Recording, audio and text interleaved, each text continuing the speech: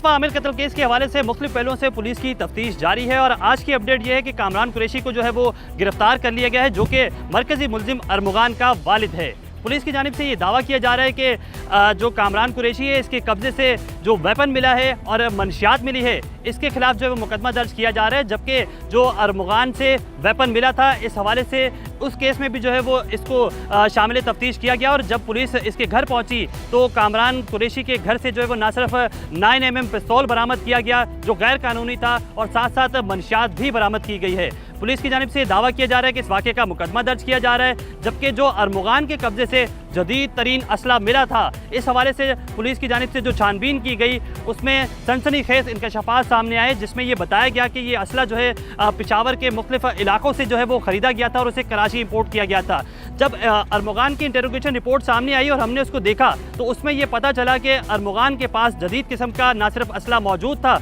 बल्कि उसको इस असले का काफ़ी अरसे से शौक था और इसी शौक में जो है वो ऑनलाइन भी ये असला परचेज करता था। ताहम अरमुगान की इंटेरोगेशन रिपोर्ट में यह भी बताया गया था कि जो कामरान कुरैशी है उसको जो है वो तमाम तर वेपन के लाइसेंस दिए गए थे और उसी की जानिब से जो है वो ये कॉल सेंटर भी यहाँ चलाया जा रहा था। इस कॉल सेंटर की हिस्ट्री कुछ यूँ शुरू होती है कि अब बताया गया कि 31 दिसंबर को जब अरमुगान और मुस्तफ़ा का झगड़ा हुआ और ये झगड़ा मज़ीद बढ़ा और बढ़ने के बाद 6 जनवरी को मुस्तफ़ा नामी जो नौजवान है डिफेंस के इलाके का ही रिहायशी, वो लापता हुआ और 7 जनवरी को इस वाक़े का दरख्शा में मुकदमा दर्ज हुआ। 11 जनवरी को जो है वो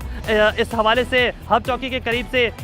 एक गाड़ी जली हुई मिलती है पुलिस को और इस वाक़े का मुकदमा दर्ज कर लिया जाता है। मुकदमा दर्ज करने के बाद कराची पुलिस को इस हवाले से अपडेट्स नहीं मिलती है, जिसके बाद कराची पुलिस मुख्तलिफ पहलुओं से न सिर्फ छानबीन कर रही होती है बल्कि साथ साथ जो मुस्तफ़ा की वालदा हैं उसे जो है वो एक कॉल मौसूल होती है और उस कॉल पर जो है वो ये समझती हैं कि आया ये अगवा बराए तवान के लिए उन्हें कॉल मौसूल हुई। इसके बाद 29 जनवरी को ये केस जो है वो AVCC को ट्रांसफ़र कर दिया जाता है। AVCC इस मामले पर तफ्तीश करती है और वफाकी हिसास इदारे के साथ मिलकर इस तमाम तौर मामले को जो है वो छानबीन की जाती है। 8 फरवरी को ये बताया जाता है कि मुस्तफ़ा की जो लाश है वो हब चौकी के करीब जो गाड़ी मिली थी वो गाड़ी मुस्तफ़ा की ही थी और इस हवाले से वो लाश भी जो है वो मुस्तफ़ा की थी।